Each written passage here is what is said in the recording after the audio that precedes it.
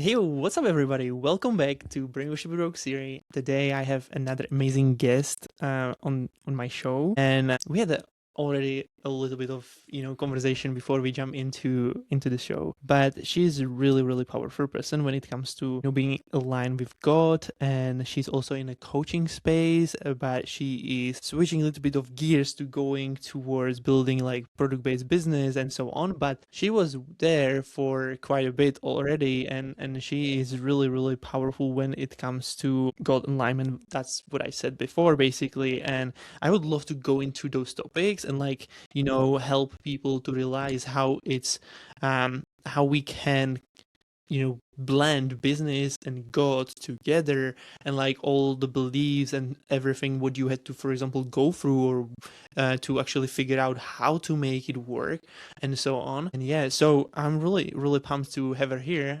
So without further ado, welcome to the show, Shamieka Dean. Hello.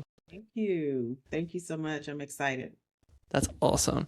Well, let's dive right in with the first question. And for those who don't know you, and never seen you before, um, who is Shamieka Dean? How did you get into entrepreneurship? Yeah, give us That's your a story. wonderful. But as someone who built a successful coaching business and generated over seven figures within that business, who also ended up hospitalized from burnout. I am now the woman who is determined to change the paradigm on how we accomplish our goals and how we achieve success in our business. And so I want to present an alternative to the harmful hustle culture that teaches us to self sacrifice, to sacrifice our health, our home, our faith, and all of the things that make us who we are, and also the things that I believe God has called us to prioritize, which is faith and family first. And so, my belief is that if you have to sacrifice your family to get it, then you're not doing it for your family. If you have to sacrifice your health and your well being to achieve success, then you are not building it the way that God designed for you to build it. Because if He prioritizes health, if He prioritizes time with Him, if He prioritizes family, He is not going to give you a strategy or a structure or a system that is going to destroy those things to achieve success. So that is who I am, and that is what I do. That's awesome. I love it. Okay, so before you even started a business, let's go a little bit like, even further to begin it. How did your, beginning of your adulthood, I would say, like how did that look like? How did you get into entrepreneurship when it comes to like what did you have to go through, and how was even like school for you? Because like there is like a huge problem when it comes to schooling system and the way that they basically programming us to be basically a worker, right? Not a dreamer, not a creator, but just literally do what I'm gonna say to you to you have to do, and that's basically how the world is pretty much set it up, which is crazy. And then you can see that there are so many people completely uninformed about money and like how they don't even know how to operate with them, and it's really sad, and also like interesting that people don't really care about it. So how that look like for you when you started? So, when I was in school, of course, the only true paths to success that were laid out for you were trade school or um, college, right? Mhm. So you were told to go to college, get a degree. And at that time, technology was really huge. Of course, lawyer, doctor, any of those things were always a path for proven success. So my initial journey was, at first I thought I was going to be a lawyer. However, I decided I did not want someone's fate in my hands. That was too big of a weight. and I went to college initially for information technology. So I Mm, have a master's degree in information technology. That was the path. I was going to be a computer whiz. I was going to go into forensics IT because I love to put pieces together. uh-huh. However, that did not pan out. I could not find a job in the field and I was just really, really discouraged. So I found a job, right? So I just started working regular jobs. One of the most interesting um, positions I've held was actually being a correctional officer at an all male facility. So I was a correctional officer at a prison where at an all male institution for 3.5 years. So that was a very interesting part of my journey. And I got married. I'm still married now, 20 years. And my husband's military, so he was stationed in, they changed his duty station. And I ended up where I am now, where I was working for a financial institution. And I was climbing up the corporate ladder. That was my goal. I was like, I'm here, I'm doing well, I'm getting promoted until they decided on the day that I was getting my annual review that they were going to terminate me. Mm-hmm. So I didn't choose entrepreneurship. Entrepreneurship chose me. I didn't have a choice. Yeah. So that's how I got into entrepreneurship after being terminated from that job. And I've been in entrepreneurship since then. So that was in 2012. Wow, that's a good chunk of, you know, a big change and a long time ago. When it comes to when it comes to you starting a business and figuring stuff out, how that journey was for you? Like, what did you have to go through when it comes to like learning new things, new skills, maybe even like relearning certain things, like when it comes to, breaking some false beliefs that you had about like how to make money online and so on. How that looked like Yeah. for you? So one of the things that I tell people is while you're on any job, right? If you're an employee, don't be an employee who simply goes to work to get paid. Be an employee who goes in to understand the processes, understand how they are structuring this business. What are they using to generate profit? How do they define or identify the people that are going to be their customers? Mhm. What are you learning on that job? Because every job that you have as an employee is helping you to develop entrepreneurial skills. Mhm. The skills that I had going into entrepreneurship didn't start in entrepreneurship. They started when I was an employee. Because I worked in a financial institution and I was a manager, assistant manager, I was responsible for in the customer service department, which was huge. That because the biggest part of your business is customer, Mhm. learning how to attract the customer, learning how to retain the customer, right? So because I was in the customer service department, there were skills that I knew that I could transfer into my business that a person who didn't have those skill sets would have no idea of how important it is to know how to build a great customer base. Because I was in management, I also had to learn how to lead people, not manage people, because you Mhm. manage tasks, you lead people. So I had to learn how to lead people. I had to learn how to create a vision and a mission that people could be bought into. I had to learn what motivates people to work. Why is this important in entrepreneurship? Because eventually I had um, employees of my own. I needed Mhm. to learn how to build those employees. What motivates them to do a good job? What gets them bought into the vision of the company? So, and then when it came to sales, a part of the position that I had, we had to upsell people into other products that the financial institution had. So that was another skill set that I was able to transfer right over into entrepreneurship. Mhm. Now, I didn't know at the time that these skills were being developed for me to be in entrepreneurship. However, looking back in retrospect, I could clearly see, oh, God was preparing me for this journey the entire time, right? Mhm. So my journey into entrepreneurship, I'd had zero experience, of course, with running my own business. So I had to learn everything. I had to learn sales. I had to learn marketing. I had to learn offer development. I had to learn how to create my ideal client. I had to learn how to sell. I had to learn how to retain customers because you don't have a business if you're not retaining. Mm-hmm. Right? If you can't retain your clientele, you don't have a reason for people to continue to do business with you, then you don't have a business. You're just hustling. You have a side hustle, right? So I had to learn all of those things. But again, it didn't start in entrepreneurship. It started as an employee. So the biggest Mm-hmm. thing is, what can you learn now as an employee that will transfer over into your business as an entrepreneur?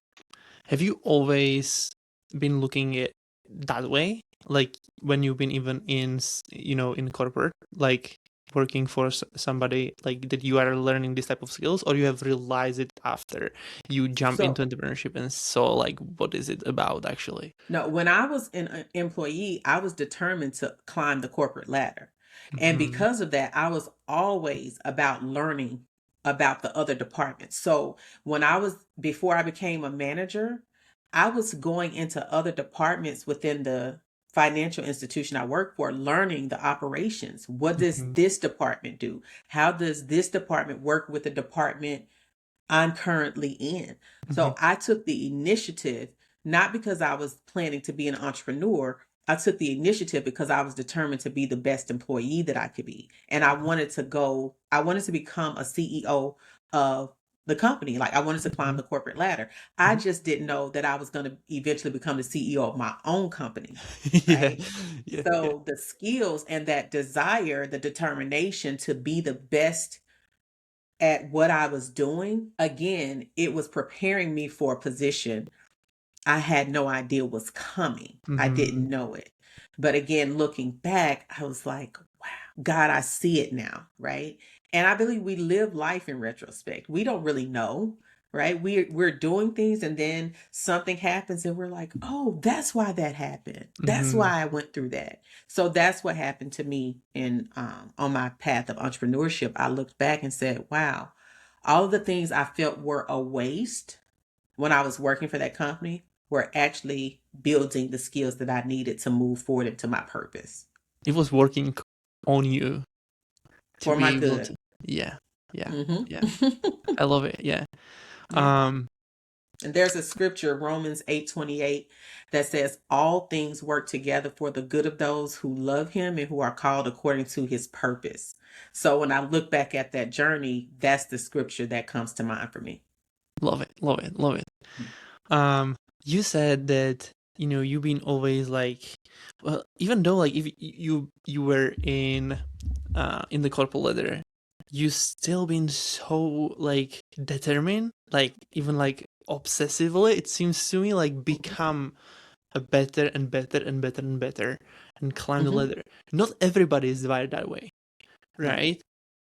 And I think that was the factor that you, when you lost the job, it's actually opened your eyes and literally like, I can do more on my own than, Mhm. working for somebody else. What is the thing that actually drives you that way? Like, why are you doing this? So I call what you're referring to now, I call the ammunition behind your ambition. So Mm, what's putting that pedal to the metal? Like, what's driving you to go forward? And there's aggressive ambition and then there's aligned ambition. ooh, okay. Aggressive ambition is what's rooted in a pain that's pushing you forward, something you haven't healed from, a point that you're trying to prove, and people that you're trying to please. Okay, that's Mhm. aggressive ambition, which is not what we want. That's how I started, because the aggressive ambition for me was, I was a teen mom. I had my first child at 15 years old, right? I Would came you from a would you single. say, yes, sorry to stop you. Would you say that most of the people starting this way, or is it like half and half, or like can you see like I think most people start that way, mhm, right? Most people start from a pain that they've mhm, experienced or a problem mhm, that they've, mhm, that they've seen. And the problem is fine. The pain being the thing that pushes you to start is okay, but pain should never be the thing that keeps you moving forward. And the mhm, reason is because when it does, you will reject ease, not because there isn't an easier path, but because it doesn't cause you any pain to receive it. Mm-hmm. And that's why it's important that you understand the difference. So in the beginning, yes, it was just the pain. I needed to get out. I needed to survive, right? And a lot of people are in that space, but they don't realize that that's what's driving them. But this is why you will overwork yourself. This is why you will overextend your capacity. This is why you will operate off of 2 hours of sleep and tell yourself that this is what it takes. Okay. But then there's aligned ambition, which is where I am now at this stage in my life. My purpose pushes me forward, right? But it doesn't cause me to exhaust myself to do it. It doesn't cause me to neglect my well-being to do it. It doesn't cause me to tell my husband, for 7 days a week, I can't even sit down and have a 20-minute conversation with you without talking about business, right? It doesn't cause me to not be able to spend time or have conversations with my children because I'm so engulfed in the work, right? Mm-hmm. I'm at home, I can have dinner every night with my family. I can spend 2 hours on the phone with my children at a time. I have 3 adult children, but I can spend 2 hours at a time on the phone with my children and my business is not falling apart. I'm not worried about, oh my God, is this not going to work? Am I not going to make, not going to make any money? And so again, to answer your question, pain pushed me, but it's purpose that propels me to move forward. And that's the difference between aggressive ambition, which is rooted in hustle and survival, and aligned ambition, which is rooted in peace, okay, which is rooted in purpose. So those are 2 completely different types of ambition. Interesting. Okay, so let's double down on exactly that. Like Okay. the purpose, ambition, how you set it up that way for you. So it's literally like it's actually, is it like in alignment with you, like with God probably, and so on, like how this is the way how you, what you mean by that, or like how would you say, like how even differentiate those two things when it comes to like execution, or like the mindset that you have to actually like, okay, this is not what I want, but this is what I want. Okay. So for me, first and foremost is, what is the purpose that God has put me on this earth? It Mm-hmm. starts there, Mm-hmm. right? It always Mm-hmm. starts there. Why am I here? What am I here to do?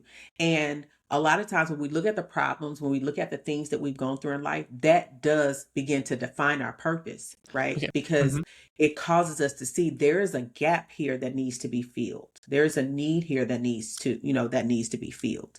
However, when you're moving from your purpose, there's a different type of energy that you operate in, right? Mm-hmm. When you're moving from your purpose, you don't move from the fear of missing out. You don't Mm-hmm. move from the fear of things falling apart. Fear does not drive you when you're moving for your purpose.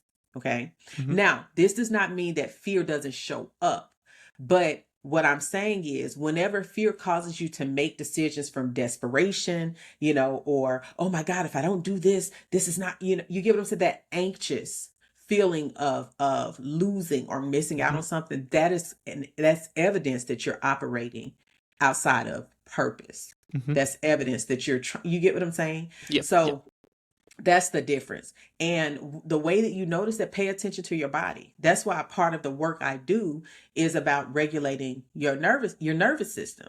Okay. Because your body is always communicating. It's Mm-hmm. always telling you something. But when you have been taught that pain is the prerequisite for success, you will push past it. You will ignore when you're having unexplained headaches, when you have all this tension constantly in your shoulders, when your jaws are always tight, when you can't even sit down to relax without you feeling like, oh my God, I need to be doing something. I feel like I should be doing something. Why? Right? So your body speaks to you because God designed us mind, body, and spirit. So when Mm-hmm. your body is communicating something to you, you need to listen to it, because your mind will try to intellectualize what your body is communicating. Mm-hmm. Okay. So your mind is going to, because of the beliefs, your mind is going to say, oh, no, that's just fear. That's just fear. You got to push through it. Be like Nike and just do it. Right? No, listen. If you're having unexplained headaches, you're probably dehydrated. You're probably not getting enough, rest. right? And there's a reason that we are supposed to have a certain amount of rest, because when we don't, we're not even functioning at our full cognitive capacity. Mm-hmm. We're not thinking as clearly. So guess what happens? The mistakes that you're making probably would have been avoided had you gotten more sleep. Okay. Yeah. So just things like that. Awesome. Okay. So now, because this is really interesting, when it comes to humans and how they operate, when it comes to like, we really like to stay in the comfort zone where like we feel safe, we feel that this is like the way that we, what we know and so on. How would you differentiate the good way of transformation for yourself and the transformation that is, the way that you pushing through something that is not like working or shouldn't be working, or is something like body telling you to not like pay attention to it and you ignoring it? So how would you differentiate that? Because like I know that for me, when it comes to like what I've been going through and so on, I always had to like figure out if this is actually a real like life danger, or if it's literally a just an anxiety, some type of things that I don't, I had like a huge issue to be like going social, like going public and just talk to people, because I was like always behind the scenes guy, and like I don't want to be seen by other people because they want what's gonna talk about me and this type of things, what they will be thinking about me. And yeah, so how would you differentiate the good way of like what to, because like business is very big, like it's growth, right? It's like you growing in different skill sets with different like in mindset and everything, like what is actually causing you to become the best version of yourself and be successful, like when it goes to money wise, right? But also like Right. alignment and all of that. So yeah, let's talk about that. So there's a difference between moving out of your comfort zone and understanding your capacity. Mm-hmm. Okay. And you get clear on that by this simple thing: don't lie to yourself, Mm-hmm. right? Mm-hmm. We lie to ourselves. Mm-hmm. So when you are giving yourself excuses to stay in your comfort zone, because you will talk yourself out of doing the things you know you need to do. Okay. And or your capacity is when you are exhausted and you know you need to rest, but you're telling yourself, no, I need to do this, I need to do this. But Mm-hmm. your comfort zone is always going to justify your fears.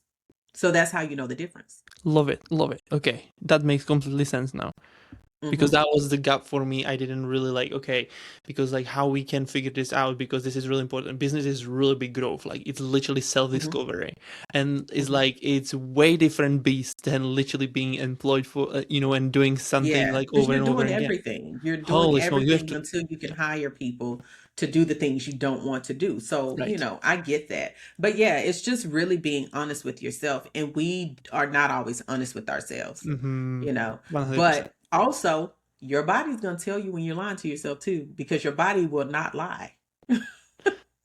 It will not lie. When you're Yeah. like, I know I need to go, live or be more visible, and then you'll tell yourself, yeah, but I need to focus on these emails that I haven't done, Mm-hmm. that have been sitting up for 3 weeks, right? Yeah. So you will do what we call productive procrastination.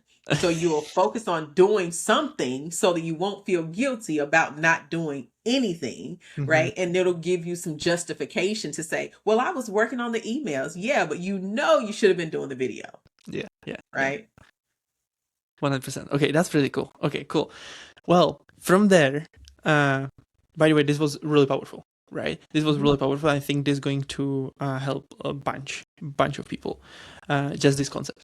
And when it comes to you, and we've been talking about you being in line with God and so on. Like this is the way that you've been basically raised, right? Like we're in alignment with God. When you jump into business, how this two because there is a lot of people who are struggling with like how to put these two things together, like God and business, because like lots of people have the, when it comes to the saying of money is the root of all evil. I don't know if those people are reading the same book as we do or so. Like, sometimes it's like really interesting. So, but No, it's the love of money is the root to all evil. Money answers all things. But go ahead. yeah. So how? Okay. So when it comes to that, like money, God and business, and all of like even the money side, we can touch on it. Um, how did you blend those things together so it can serve you into best potential and like being yourself and what you believe and so on, like to make it work? For me, it's simple. I build from the essence of who I am, right? So as a Christian, as a believer, I'm not separating it because that's my identity, right? So I build from who I am, not from my experience, which is what I do, Mm-hmm. right? So I build from essence, not, I'm sorry, not experience, but I build from essence, not expertise. Yeah. Right. Yeah. So if you're building your brand based on your expertise, then yes, you're going to separate them because you're Mm-hmm. focused on the product. I personally build from my essence. So you get the fullness of who I am that exudes throughout my business. Love it. Love it. Yeah. So, okay, so now, how you build your business? Are you building your business in based on, for example, biblical principles, or like, I do. okay, can you Mhm. share more a little bit, like how it actually, what does it even mean, and like how you can do that? Yeah, so mine are built, my foundation is built on biblical principles. Now, am I selling you a scripture? No. But my core values, right? Integrity, family first, faith, those things are part of my brand message. Okay. Rest, that's a huge part of my work. It's a huge part of my reference. But rest for me is not just about mani pedis and medications and massages. Rest is truly having trust in God as the source of all of my success, right? So I don't see it as, this is why if I have a lower month in my finances, I'm not panicking because that's not my source. That's just a resource, Mm-hmm. right? I'm always going to be provided for. My family's always going to be provided for. And because God is my source, I can always go back to him and say, "Hey, what needs to adjust? What needs to change in my business?" And the other thing too is I look at what the scripture says. First, he supplies all of my needs according to his riches and glory. That's number 1, okay? He wants me to prosper and be in good health, even as my soul prospers. He has given me the power to obtain wealth, right? So I'm not looking at the world to say how much wealth I can have or what's possible for me. No, I'm going right back to what he said. And I believe it, right? So when I say that I build from the essence, when people come into my space, into my community, and if you've seen my social media page, there's no hiding what I believe, right? This is who I am. This is why I build the way that I build. These are the values that I stand on. And what this does in business, many people, because when I first started out, let me go back. Many people believe that doing this and sharing this will push people away or it will prevent them from being profitable or successful, right? When I first started in business, I knew from the beginning that I did not want to separate who I am, my essence, from what I do, which is my expertise. So I sought a brand manager at the time who said, if you want to make real money, you have to keep God out of your business. You have to separate it and all of these things. I did not hire her. Okay. And my platform, because I didn't hire her, I grew an organization. No one knew my name, to over 2,500 women in 6 months. I had 3 chapters. I sold out 4 events in 4 different states where no one knew my name. I went to YouTube and I grew my YouTube to 36,000 subscribers in 6 months with no ads and no YouTube experience. Okay. I have also had several videos to go viral with over millions of views using my original voice, my audio, no sounds, no music. All right. I built this business and generated over 7 figures. And guess what what the common thing was? God. I did Mm, not take him out. I did not take it out. So, what I'm saying to the person who feels called to incorporate this is trust the God that you say you serve enough to give you the success that he says you can have. And he'll show you exactly how to do it. It doesn't have to look the way I'm doing it, it can be completely different. mm-hmm. But don't ever allow anyone to tell you what you cannot do. Because the only people who tell you what you can't do is those who have not been called to do what you're being called to do. That's why Mm, they can say you can't do it that way. Because because they're not supposed to do it that way, but you are. yeah, yeah. I love it. This is so powerful. Oh my gosh.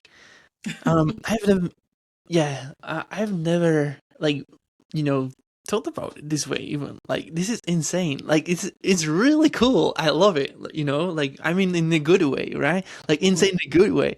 But okay, so when it comes to being that aligned with God and since like what successes it brought, and so like I see also a lot of patterns when it comes to like talking to multiple people and like really successful people, Mm-hmm. they most of them are really aligned with God, like Yep. literally.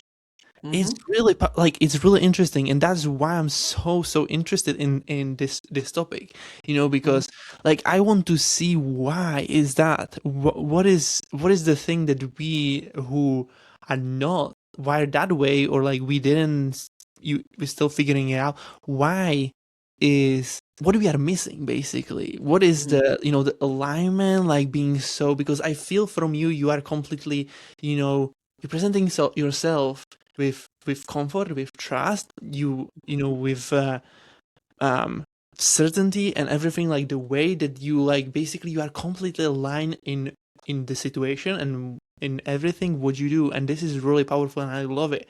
And this is really crucial to also have the alignment in a business itself, Mm-hmm. because like people going to listen to more people, like you cannot show or build trust with somebody who is not actually like aligned in himself.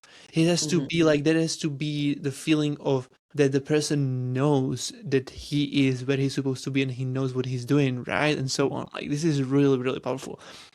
So when it comes to, you know, you and God and like beliefs that for example some people may have when it comes to um not trusting themselves, like taking care of people who they what they believe in, like about them and so on. Like, did you have this type of issues, or you didn't, like you came back to God? Because I know that there is the word like um, uh, um in the Bible that's saying that God told you already who you are, right? he Mm-hmm. he told you who you are. So if Yeah, somebody tells you who you are, basically it is because they don't even know who they are, and they're trying absolutely. to like push you down basically, because you know and how they somebody can even tell you who you are if they don't know who they even are, you know what Mm-hmm. I mean? So Mm-hmm. can we touch a little bit on that topic, like how you deal with it, or if you had even this issue, and what would you say to people how to deal with it? So I want to make sure I understand Uh-huh. what you're asking. So you're asking me if someone were to say to me that I am not who I am, Hmm. how do I You are respond not to good that? enough, or you are not smart enough, or those type of people, like that's most of like in we are living in the society where people do that pretty often, right? Mm-hmm. Everybody Mm-hmm. like trying to like um I don't know, like put the insecurities in on other people, like try to push them down so they don't change, or Mm-hmm. they trying to do something different. They labeling them all the time and so on. Like, how would you deal with it? Because like, I if we would be talking to somebody who is completely new and starting a business, they have this type of insecurities, right? And like they trying like they care a lot, and that can be even people who are already ahead of in a business, and they still care about others people opinions, right? Mm-hmm. So how would you deal with that, like the other people opinion? I mean, be honest about the insecurities, but don't let it shape your identity, right? Your Mm-hmm. insecurities do not shape your identity. They just give you information on areas you can work on increasing, right? Okay. I don't, right? So there are areas that I'm not as confident in, but that doesn't diminish who I am as a person. It Mm-hmm. just means this is an area where I can increase my competence and my confidence, Mm-hmm. right? And it doesn't change who I am. One of the things that really helped me is I heard someone say, if you're using the words I am, and whatever word comes after I am, if you wouldn't say that same thing about God, you shouldn't believe it about yourself, Oh, okay. That's really right? cool. Mm-hmm. And so that really stuck with me because anything that doesn't align with who God says I am is a lie. And I get to choose whether or not I'm going to believe that lie. Now, if I'm believing things about myself that God did not say about me, then I need to go and look at what story have I been telling myself that upholds the power of this lie. And how do I dispel it? By speaking the truth, right? By speaking the Yeah. truth. Yeah. Yeah. And it really comes down to being self-aware and being honest. I know the areas that I need work on. But I'm not broken because of those things. Those things don't diminish my value, right? They simply make me who I am, and I get an opportunity to share that with others because there are other people who are experiencing the same insecurities. Yep. Yep. It's just the difference is allowing them to shape your identity, and I don't do that. Mm-hmm. I know I have a sharp tongue, right? I know that I can be very direct. I know that sometimes it can come off as, some people can say it's mean, right? My intentions are never that, Mm-hmm. but I'm aware of it. Because I'm aware of it, I'm more cognizant of it. So I work to um pay attention to the delivery, Yep. right? That doesn't mean that I'm still not who I am. It just means this is an area that, as I was saying to you before we started, this is an area I can take to God in prayer, Okay, right? that's powerful. I love it. Yeah. Okay. You said that uh you have kids, right? I have three. 3. How you prepare them for the world so they don't have to go through the stuff that you went through? Well, I don't try to prevent them from going through what I went through. I think that's one of the biggest mistakes we can make as parents. I teach through transparency. I Mm-hmm. teach through truth. And the reason I do this is because I need them to understand that even if they make some of the same mistakes I did, they don't have to allow those mistakes to stop them or to identify them. See, as a Powerful. parent, sometimes we try so hard to prevent our kids from going through what we went through, and we fail to realize that what we went through is what made us who we are today. And Mm-hmm. if we stop looking at the situations that we've gone through as something bad, negative, something that devalues us or diminishes us, and we see those things as a part of our design destiny, those things that give us wisdom that we wouldn't have had we not gone through that, Mm-hmm. those things that give us insight that we wouldn't have had if we hadn't gone through that, those things that help us build the business the way that we build it. If we hadn't gone through that, then where would we be? So we have to stop as parents trying to save ourselves through how we parent our children, right? Share the truth about the experiences so that your child doesn't feel like they have to hide their mistakes from you, so that Right. they know you're a safe space to come to them because you understand what they're going through. Mm-hmm. Because a lot of the reasons children don't share some of the indiscretions or the mistakes and things that they're making with their parents is because their parents have presented perfection. Ooh, okay. That's really interesting. I love it because this is literally, I don't have kids right yet, but Hmm. I'm observing the world and other people, how they Hmm. actually, like, what they do with their kids and so on, because I want Hmm. to be prepared, and Hmm. like, what I like, how I'm going to lead them when it comes to that time, right? Hmm. And so a little bit, I want to stay a little bit on that topic when it comes to not just preparing your kids, Hmm.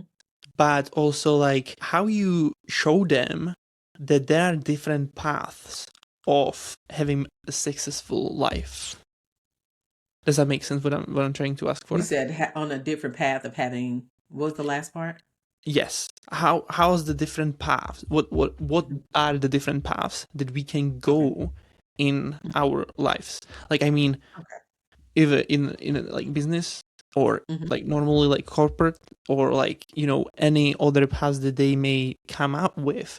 How Mhm. you like trying to show them what is like, or give them the choices or so on, like, Mhm. and what do you do there with that? So I'm a praying woman, as you know. You should know Hmm. by now.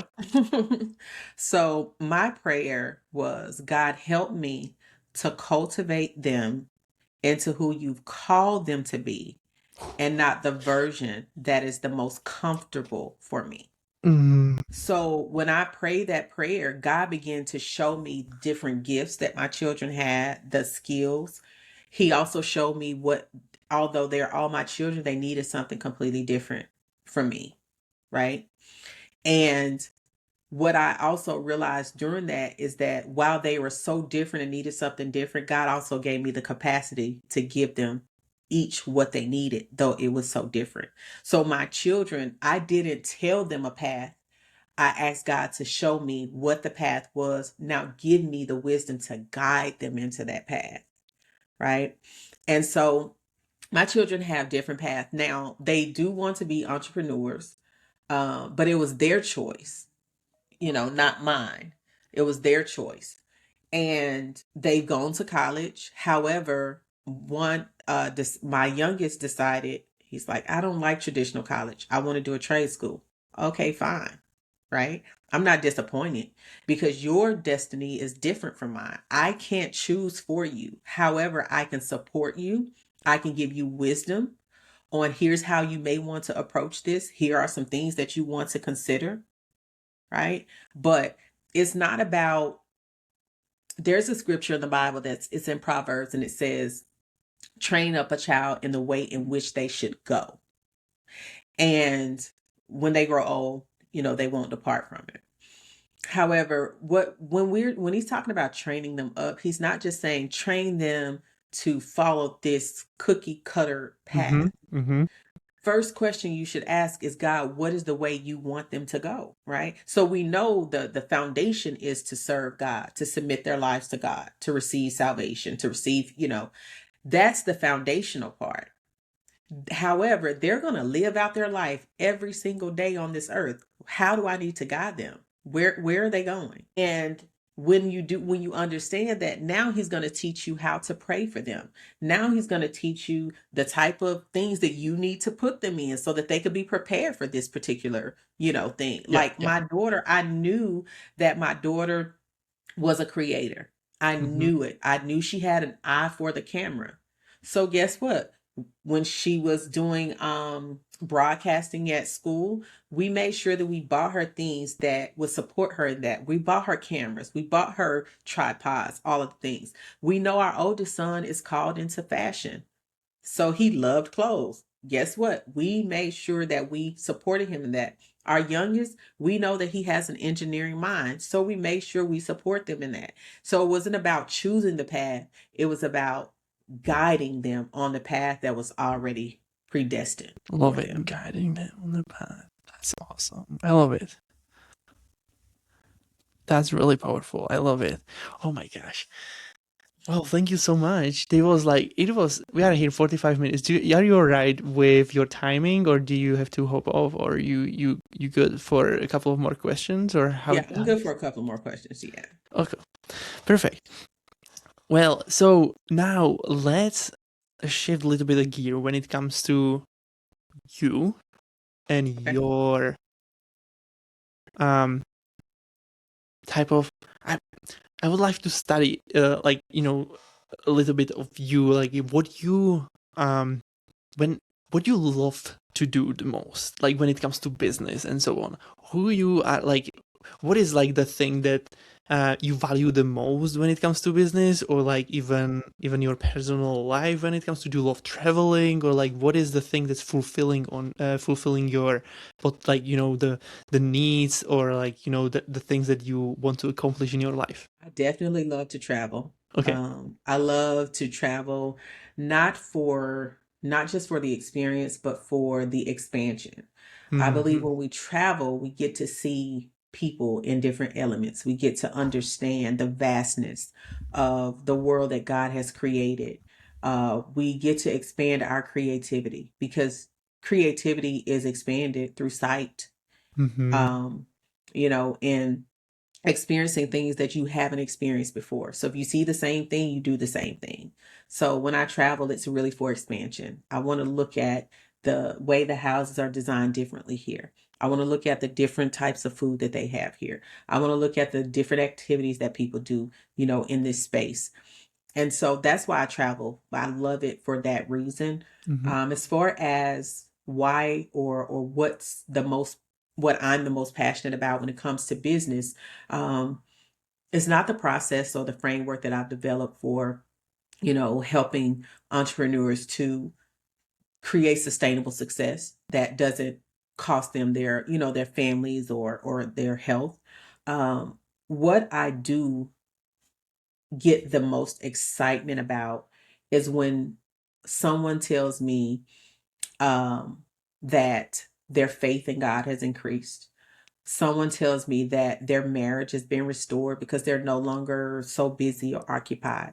Someone who tells me that they have had a weekend off with their children after not having a weekend off for 3 to 5 years.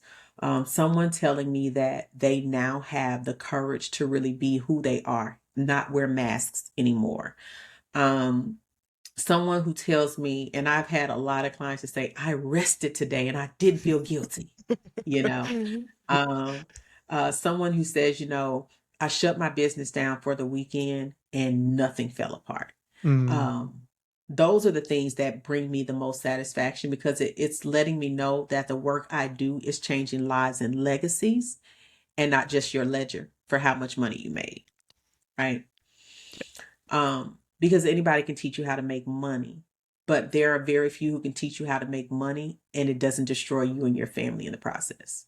And that's what makes me excited. That's Oh, why I continue to do what I do. to make money, but do not destroy you as a person, as a.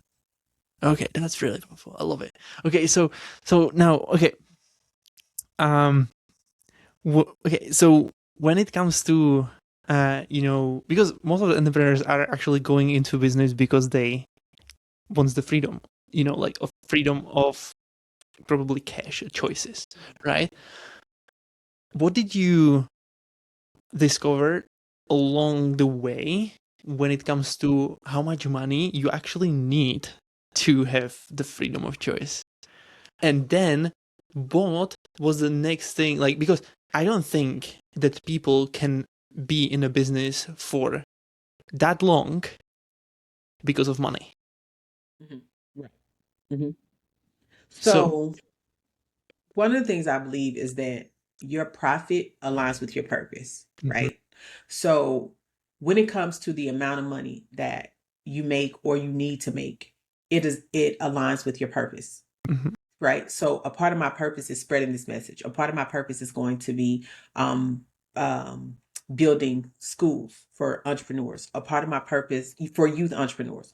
A part of my purpose is doing mission work. A part of my purpose is donating hundreds of thousands of dollars, right? So to like church organizations that are struggling, single mothers, building programs that support single mothers, helping them to establish credit, helping them to understand money, helping them to, understand, investment and things like that. So my profit margin for what I need is going to be completely different from what someone else needs, right? Someone else may need 10,000 a month and that's cool, but you have to know that. You have to be okay with that because if you only need 10,000 and you keep trying to push yourself to make 100K months, then you're out of alignment. So you're going to be burned out. You're going to have money, but you're going to be miserable at the same time.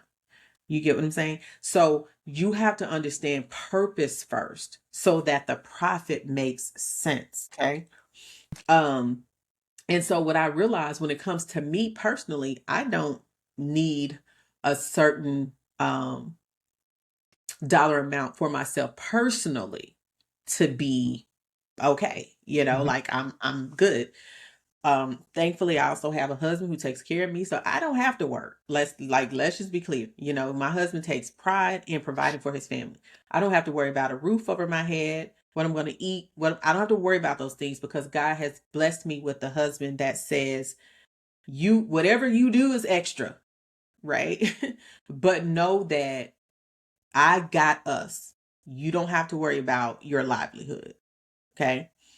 That doesn't mean that I sit back and do nothing, because I still had a purpose before I had a partner. Right. And so now when I'm building my business, this has to do with what is the purpose God has put on my life Mhm. to fulfill that assignment in the earth that represents God first.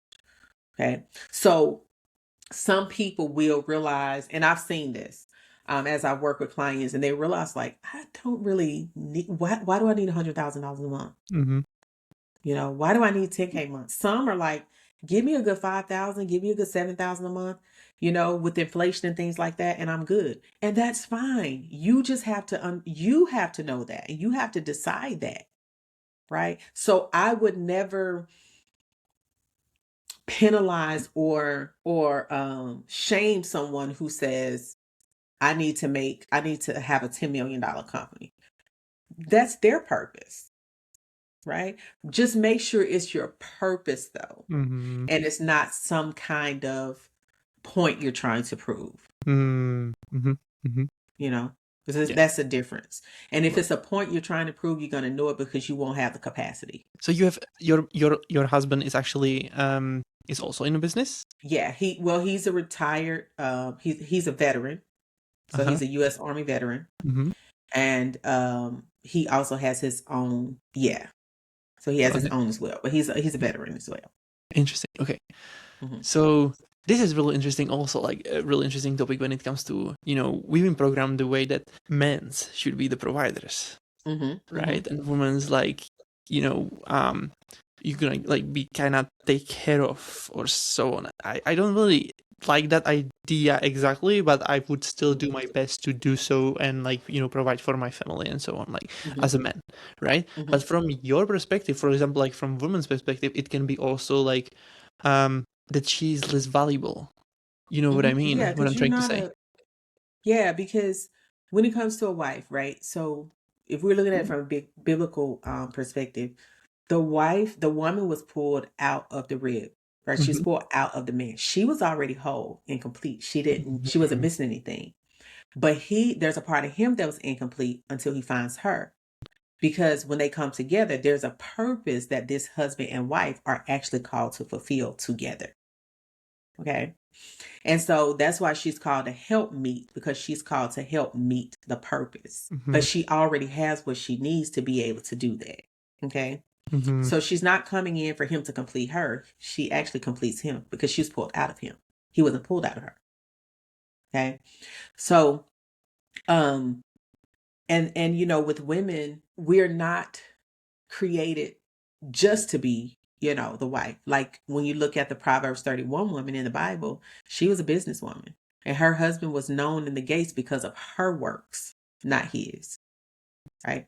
So she had a purpose as well, but she did neglect her husband to fulfill the purpose. Right.